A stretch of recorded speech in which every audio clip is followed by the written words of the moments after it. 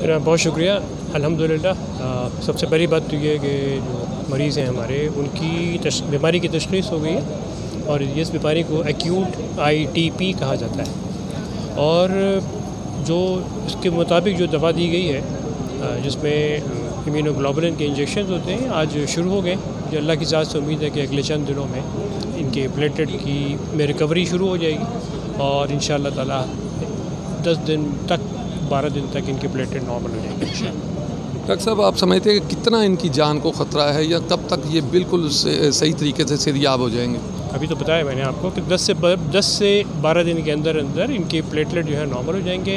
अगले 1 और 2 दिन के दरमियान इनके प्लेटलेट रिकवर होना शुरू हो जाएंगे तो ख़तरे से बाहर आ जाएंगे। ये जो थ्रम्बो जो नाम है ITP जिसको कहा जाता है, ये किस हद तक ख़तरनाक बीमारी है? अमूमी तौर पे ख़तरनाक बीमारी नहीं होती है जी, अमूमी तौर पे ख़तरनाक बीमारी नहीं होती। इसमें खून के खुलिये टूट का शिकार हो जाते हैं। जी बिल्कुल ऐसा ही होता है। प्लेटलेट ख़त्म हो जाते हैं लेकिन प्लेटलेट दवा देने के बाद ये उनकी टूट फूट कम हो जाती है। अल्लाह के हुक्म से पेशेंट जो है रिकवरी में आ जाता है।